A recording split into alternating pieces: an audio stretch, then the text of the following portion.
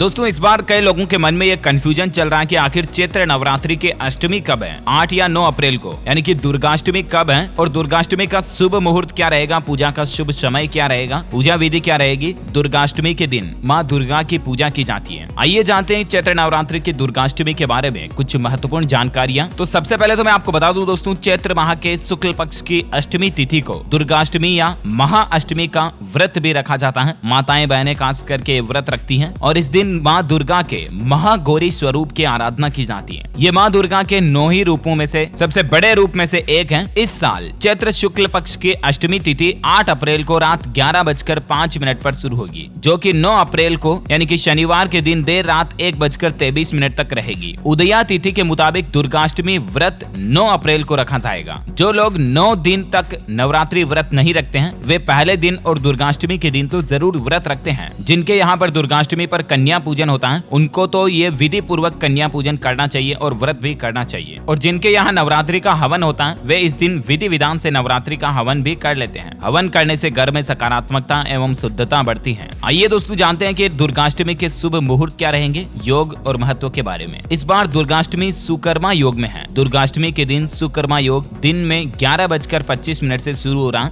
जबकि पुनर्वसु नक्षत्र पूरे दिन है और इसीलिए इस दिन का योग और नक्षत्र मांगलिक कार्यों के लिए शुभ है। यानी कि शनिवार को रात 12 बजे के बाद तक अष्टमी तिथि रहेगी और इसीलिए आप दिन भर कभी भी महापूजा कर सकते हैं। माँ गौरी की, माँ दुर्गा माता की कभी भी पूजा कर सकते हैं 9 तारीख को, यानी कल शनिवार को। और इसमें भी जो दुर्गा पूजा का अति शुभ समय रहेगा वो रहेगा सुबह 11:58 से दोपहर 12:48 तक। ये बहुत ही ज्यादा शुभ समय रहेगा। दुर्गाष्टमी के महत्व की बात करें तो इस दिन माँ महागौरी की पूजा विधि पूर्वक की जाती है। उनकी कृपा से सुख, सफलता, धन, धान्य, संपत्ति और विजय की प्राप्ति होती है। देवी महागौरी को माँ अन्नपूर्णा का स्वरूप भी माना जाता है। जिन पर उनकी कृपा होती है उनके जीवन में कभी धन धान्य की कमी नहीं रहती है। खास करके दुर्गाष्टमी के अवसर पर कन्या पूजन किया जाता है। माँ दुर्गा के साक्षात स्वरूप कन्याओं से आशीर्वाद लेने से सुख एवं सौभाग्य की प्राप्ति होती है। महागौरी सफेद रंग के वस्त्र और आभूषण धारण करती हैं। वे गौर वर्ण की हैं। भगवान शिव को पाने के लिए इन्होंने कठोर साधना की, जिससे इनका शरीर काला हो गया। जब भगवान शिव प्रकट हुए तो उन्होंने गंगा जल से उनके शरीर को शुद्ध कर दिया, जिससे ये गौर वर्ण की हो गई और इसीलिए माँ गौरी बहुत ही महत्वपूर्ण देवियों में से एक मानी जाती हैं। माँ गौरी की पूजा करने से घर में कभी भी दरिद्रता, दुख दर्द नहीं आती है। और कुछ शुभ मुहूर्त आप देख सकते हैं। 9 अप्रैल को 12:03 से 12:53 तक अभिजीत मुहूर्त रहेगा, जो कि बहुत ही अति शुभ मुहूर्त रहेगा। इस दरमियान भी आप माँ गौरी की पूजा कर सकते हैं। इसके अलावा ब्रह्म मुहूर्त में भी पूजा कर सकते हैं। 4:39 से 5:27 तक ब्रह्म मुहूर्त रहेगा। इस दरमियान भी आप माँ गौरी की पूजा कर सकते हैं। अगर किसी कारण से आप अष्टमी तिथि के दिन कन्या पूजन ना भी कर पाए तो भी कोई दिक्कत नहीं है। आप माँ गौरी से पूजन का संकल्प ले सकते हैं और उसके बाद कभी भी आप कन्या पूजन करवा सकते हैं, जिसमें आपको इस बात का जिक्र करना चाहिए कि आने वाली किसी भी अष्टमी तिथि पर हम कन्या पूजन करेंगे। किसी भी महीने में शुक्ल पक्ष की अष्टमी तिथि पर कन्या का पूजन कर उनको भोजन करवाएं। आप अपनी श्रद्धानुसार चाहे 5, 7, 11 लड़कियों को भोजन करवा सकते हैं। उन्हें प्रसाद देना है, उन्हें कुछ पैसे फल वितरण करें। साथ ही अष्टमी तिथि पर किसी जरूरतमंद को भी खाना खिला सकते हैं। अष्टमी तिथि को